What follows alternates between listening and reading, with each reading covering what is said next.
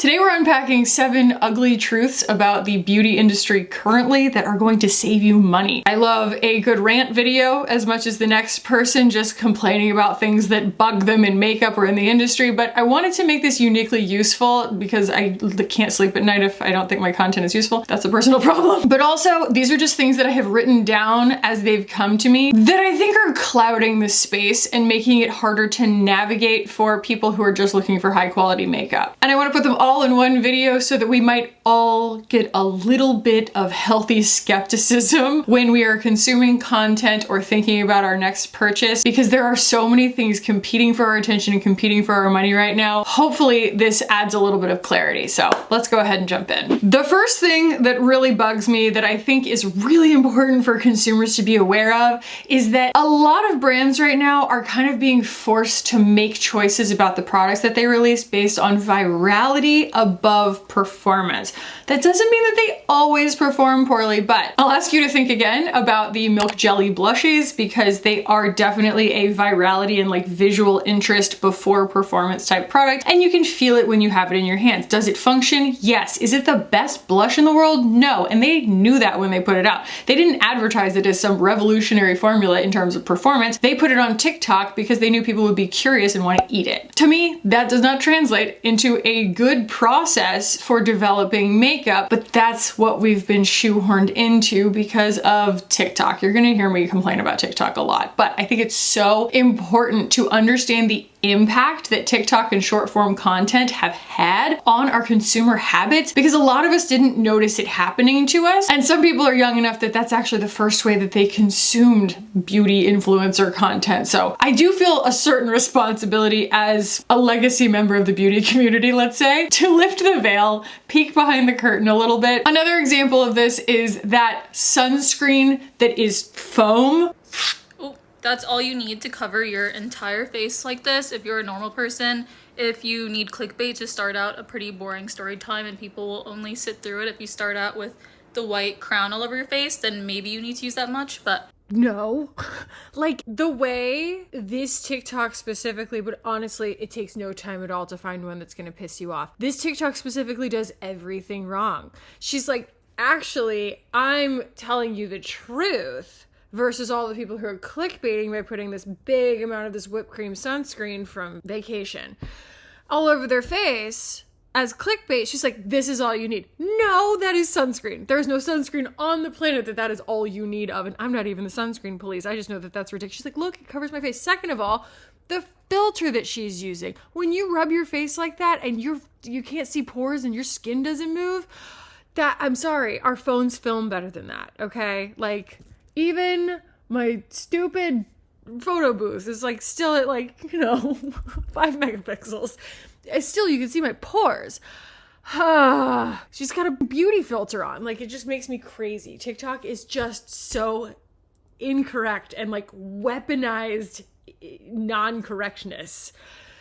And people love to just start off a short form video by, putting foam across their face. That's fantastic, wonderful. It's definitely gonna grab your attention, but is that the best facial sunscreen in the world? Probably not, because they didn't really formulate it for that. And I feel like a lot of us have grown tolerant of products being not that great because they have a quality of virality. It's like, oh, it's fun. Sunscreen shouldn't be fun. Sunscreen should be effective. I don't know, if it's effective and fun, that's a bonus, but sunscreen is a utility. We need it to work. Fun is not the first criterion that I'm thinking of when I'm picking makeup. And so I guess virality, fun, there are other ways to be viral as well. But I feel like what's happened is we've role reversed. Instead of beauty coming out like a line of fashion seasonally or something and just shocking us and blowing our minds with innovation, instead it's just become this feedback loop of what is going to trend on TikTok, because it's not about the lifetime value of a consumer, meaning how many products they're going to buy from you. It is a one-time purchase use case for advertising. They're saying, we don't really care if you like it, we just care if you buy it. And that's a really unfortunate way to be developing makeup products if you're a consumer who actually wants to have high quality makeup,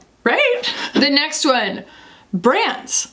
brands are rage baiting. Short form content and TikTok need to grab your attention as quickly as possible, and so they do that sometimes by doing something so silly and so absurd that you're like, what am I watching? The girl Meredith, what's her face, covering her whole face in like a bottle of foundation every single time. There are all sorts of ways that influencers use this to grab our attention because the algorithm has more or less made them do that. But now it's so hard to stand out in the makeup industry because it's so saturated that brands are shrinkflating their packaging. Think of so many things, but most recently, I guess the House Labs blushes, they had absolutely no answer for the fact that they shrunk the packaging and not the price. And they said that it was more pigmented, or at least that's what the girl at Sephora told me. And I'm like, that doesn't help me. I don't want a new formula. Re-release the blush. I want the blush that we had. I don't need it more pigmented. Why would you change it? It was doing just fine. But no, I really think that they shrunk it because they knew people were going to talk about it and they knew people were still going to buy it. I think another way that brands are rage baiting is with such exact dupes. I understand that it comes off as shameless because it is definitely getting people's drugstore dollars because they want to know or can't afford to compare against the Hollywood Flawless Filter, for example. I think e.l.f. is the biggest culprit of it. But I feel like past a certain point, when you are literally stealing a packaging style, it's gone past wanting to please the customer and look like the thing that it's mimicking, and it's just intended to make us mad. And it's making influencers buy the two things to compare them to each other, and then it's making consumers buy the two things to compare to each other. Even if they have the full price item, they're still going to the drugstore to see if the dupe is good. And I do feel like that is a form of rage baiting. We just kind of want to know who to be mad at. Is the drugstore dupe the cheater or the savior? Who's trying to cheat us out of money? We all need to know, but we all end up spending more money trying to get there. I just encourage y'all to keep an eye out for this kind of thing. If you see a product that's making you mad, understand that it's probably on purpose. All right, next. This is a huge one, and I will die on this hill. Competition has killed innovation. We in America live in a capitalist society, and the whole mantra to defend capitalism is that competition breeds innovation. When you have competitors at your throat and we're all competing for the next dollar from the customer, it's gonna make you make a better and better and better product.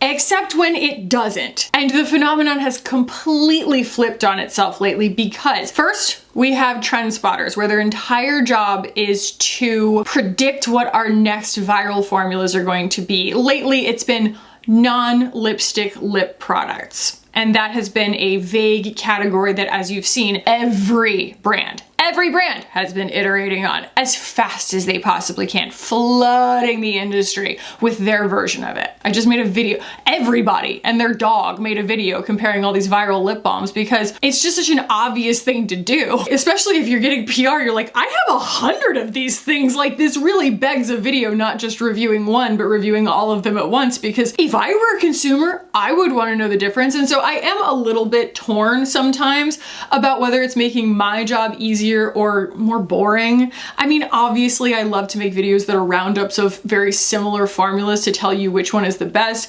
but when they all come out together, like within a short, like 6-month period or something, I don't know if I should feel like, oh, that's making my job so easy because I just have this like lump of all the same product and I can compare them to each other, or if it's just silly. Like, it feels very silly. It feels like an afterthought for the brands themselves. It feels like they're being kind of forced to do it. Now, here is where the competition starts to kill the innovation, because everything that I just said flies in the face of the capitalist dream, right? And that's because there are so many brands that are in incubators, and so they are on the Sephora shelves or being sold at retailers much more than they are putting their advertising dollars or their efforts into building a brand that is direct to consumer. The other reason for this is because kids are being marketed to a lot on TikTok. And so younger and younger people are shopping at these beauty retailers, but they have to shop in person for the most part because they're bringing their mom with them. Every time I'm in Sephora, at least a third of the people there are young girls shopping with their moms, asking them to buy them expensive beauty. And this kind of also goes back to the virality argument, which is that there are so many of these products that are being marketed specifically to that audience. A friend of mine said that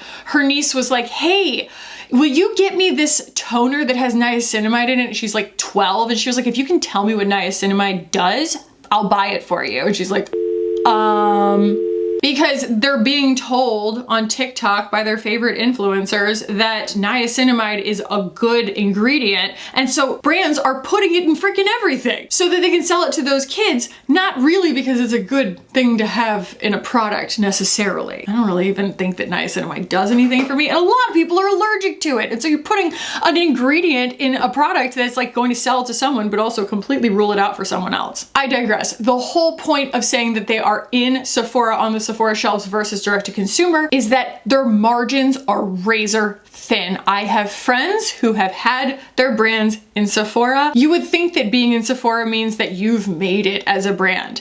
That is not true. They take such a huge cut, and there are so many legal stipulations and things that you're responsible for as a brand selling in Sephora that can get really expensive really fast. And so those razor thin margins are making brands paranoid. They are making them keep iterating on the same thing that continues to go viral, the thing that keeps selling, because it feels like if they have one flop product, they're going to move to the back of the line essentially. So you look at something that is even relatively new from a brand that is very established. I mean, I think Charlotte Tilbury is like a billionaire or something. And you see that it's the Hollywood Flawless Filter in a stick foundation. We still didn't deviate very far from the plot. And you could argue also that Charlotte Tilbury is not known for innovating in terms of her colors, but she has had some absolute banger formulas that have challenged us and made us think differently about the way that we use makeup. And I feel like Patrick Ta did that with his initial releases, but now that he's been in Sephora for a while, we got this highlighter duo, and it looks like his blush duos. It looks like his bronzer and contour duo, which is again such a banger. I love that product.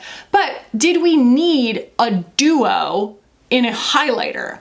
I don't think so, because I have it. The cream is nothing like the blush. It's this really soft emollient kind of Vaseline-y thing that barely has any visible presence on the skin. And it feels like a throwaway for the 14-year-olds. It's like, it's gonna look great on young skin. It doesn't have much visual anything to it. And it does feel like instead of going from this beautiful mind of Patrick Ta as a makeup artist and going straight into the hands of consumers, it went from the weird kind of hive mind of like, what are people gonna buy? And they said, okay, people recognize this packaging as Patrick Ta, let's put it in another product, what do you want to do? And they went, highlighter. And that, again, is not a very good way to dream up a product. And I feel like so many brands do that. It's also the phenomenon of the same thing we've been saying forever, right? Brands love to use the same name. I mean, honestly, how many versions of Clinique Black Honey do we really need? So it's almost like when you walk into Sephora, with some exceptions, things are just becoming more homogenized. Like everybody has their version of the same thing. Again, with some exceptions. Follow the Lipstick Lesbians. I mean, there are a couple, but the main woman who's always on camera, she is an absolute veteran of the cosmetics industry, and she knows a lot about the formulations and the chemistry and like who owns who. And she has videos where she goes through and says whether a brand is part of an incubator, whether they were purchased, whether they are independently owned, whether they are venture capital funded, which we will get to. And it makes a huge difference if you look at them as to how innovative their product releases are, because you can be more brave when you have more money, basically. And I do think that Sephora having its own incubator is choking off a lot of the innovation. So let's go right into venture capital, right? Venture capital is basically like, you have a brand, you go before some investors, you're like, hey sharks, do you want to invest in me? And they say, show us your business plan. Show us how much you plan to grow. Show us your strategy to do so. And they are hoping to get a return on their investment that's much larger than what they put in. Makeup being a vertical that has been so popular over the last 10 years or so, a lot more venture capital dollars have been going into the makeup industry. And you'll see it in these brands. It's hard to recognize right away, but you get a feeling about them and you're usually right. It's brands like Say, Cali Ray, Youthforia, who are existing in a world where things are just not quite so dangerous. They have so much more liquidity to work with because someone has basically invested in their idea that they can put products out that aren't that great, to be honest. They don't have to hit it every single time the way that a self-funded brand does. Self-funded brands essentially are funded by their last release. So if their last release was a banger, they get to put more R&D dollars towards the next thing.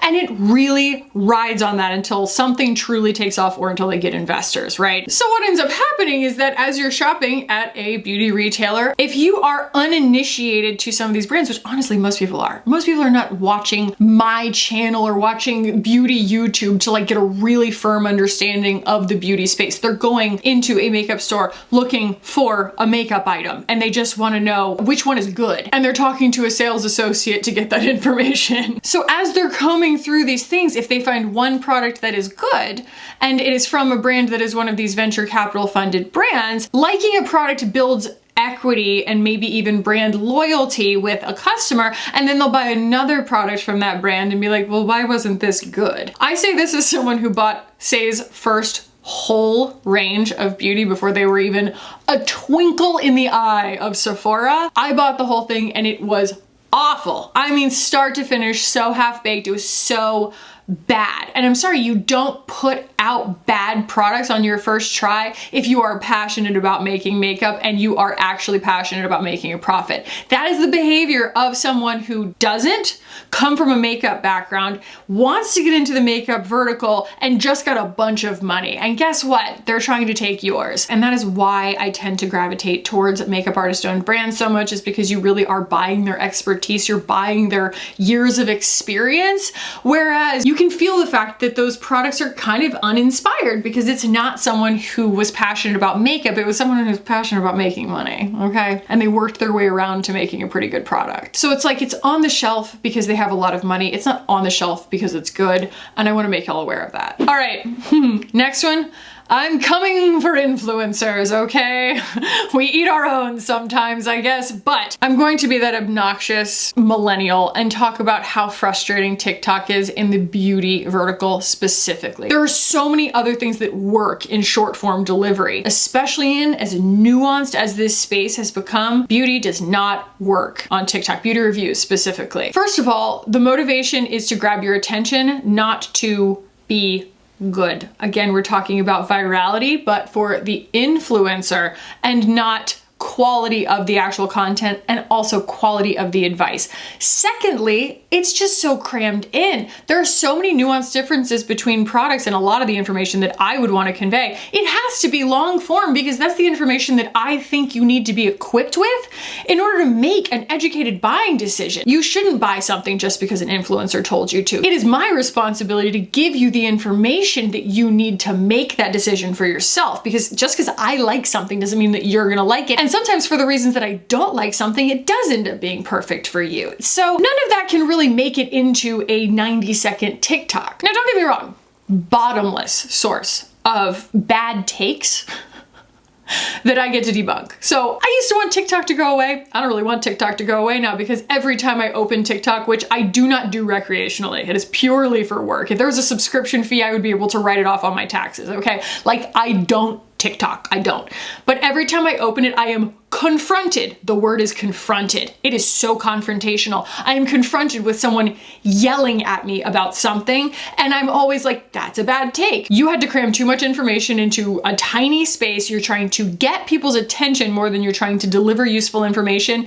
And furthermore, you are more or less wrong about what you just said. Because there are a lot of influencers on TikTok who don't have a lot of experience in beauty. They're like, I learned a thing and now I'm gonna tell it to you. And like, that's all the accountability that they have. I just learned about how to get this look like a couple days ago. My makeup in the last 2 days has looked better than it has in my entire life, to be honest. So I guess that this complaint is actually that short form has bad or incomplete information in it, which doesn't make it bad in general. I just think that it makes it bad for beauty reviews specifically. It's great for fun. It is not great for conveying actual information. Oh, this one really bugs me. Now that we're into dogging on influencers, especially talking about TikTok, we have spent so much time, energy, money, I guess you could say, as kind of this like second or third wave beauty creator community where, you know, we're not getting 1 million subscribers anymore. It's a post-Tati world, right? I mean, I know Tati's still on the platform, but she's not drawing new people to the platform the way that she used to. And the, you know, big multi-million subscriber beauty creators are not pulling people to YouTube the way that they used to. So we're living in that world now. Influencers of my size and of my cohort,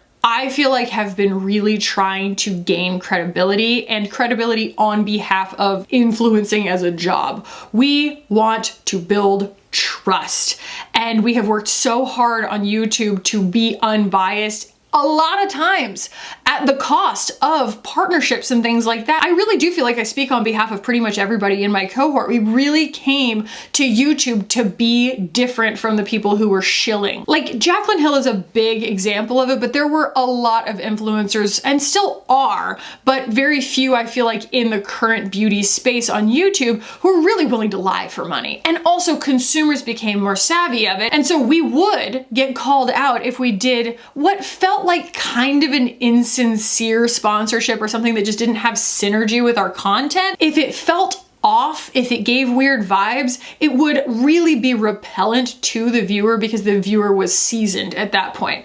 Well, cut to TikTok, where they're kids and they have no experience in it. And so they don't know that these people are lying for money. And they also don't know that they don't have to disclose it because it's so hard to hold people accountable on freaking TikTok. It's the Wild West. There's almost no bar for entry. You don't need a camera. You don't need editing software. And the filters are so good that people really believe, especially kids, are believing that that's what these girls' faces look like because they used this product. And they're gonna go buy it. And I think that a lot of people probably watching my channel are parents. If there are 13-year-olds in the chat, this is a safe place. I love you very much. I have all the hope in the world for the future, and I hope that this resonates with you. But if you are also like a parent who is watching this right now, it is something that is so important to be aware of, that the influence that they're getting is so bad. It is YouTube 10, 12 years ago at this point. It is truly just a repeat of everything that gave influencers a bad name to begin with, and we have lost so much ground in terms of credibility as a career choice, of being an influencer, because TikTok is out here making all the same mistakes all over again and getting crapped on all the same ways. And it reflects poorly on someone like me who is like really trying to put in the work, you know what I mean? And a lot of us on YouTube really have. And we've built our audiences slowly, and our comment sections are peaceful kind of thing. We are not viral sensations for the most part, because very few beauty creators on YouTube could be a viral sensation at this point. But when inevitably someone does rediscover YouTube as they get older or just get tired of their attention span being abused by short form content, they're gonna get here and they're gonna be like, well, we all know you're being paid to say that and you're not disclosing it. It's like, we don't do that here. We follow the rules here, okay? Unfortunately, too many people had to do it wrong in order for us to learn how to do it right. But this wave of beauty influencers is at least doing our best to do it right. But the problem is that we've lost so much ground in the place that has the most viewership, especially this like very new spending viewership of younger people in their like, you know, teens and 20s and stuff, who are getting bad information and functioning off of that and sometimes spending their parents' money. So hopefully knowing that, I don't know, like give that information to your niece. Teach them to be discerning, because it's gonna save everyone money and headache. All right, my final one. This drives me freaking crazy. Again, I am not a recreational pleasure user of TikTok. It is purely for research purposes, and it grates on my soul every second of it, especially the beauty space. Again, actually only the beauty space. The rest of it, hilarious, fine, whatever. And I don't want to say the rest of it, but most of what I see is comedy, fine. You know what I mean? I have a really dumb sense of humor. It's very easy to make me laugh, whatever. Beauty space specifically, we have brought back every vintage insecurity from my childhood and beyond. And we're doing it all again. All of the ground that we have, again, gained as a generation of body positivity, or at least body acceptance, making peace with our flaws, understanding that our uniqueness is what gives us strength and beauty. And all of a sudden, I'm opening up TikTok, and the first thing is someone my age going, if you think you're ugly, here are 3 makeup mistakes you might be making, and I'm gonna show you how to fix them. I'm like, what? Because you're talking about kids who are the viewers who are like, oh my God, I'm ugly. Susie at school told me I'm ugly, and now I'm ugly, and I'm gonna go to TikTok and learn how to not be ugly, or try and get people's approval. And it's people who are my age who are maliciously exploiting this, which is so gross. It's disgusting. And so they're both using these like beauty filters. Like I see a lot of the kind of like younger influencers using these beauty filters being like, this is my everyday sunny makeup. And every time they rub a product and it disappears, you're like, girl, That's not what makeup does, okay? People have pores, but kids don't know that. They're like, that product is gonna make me look like a filter. It's gonna take away my pores kind of thing.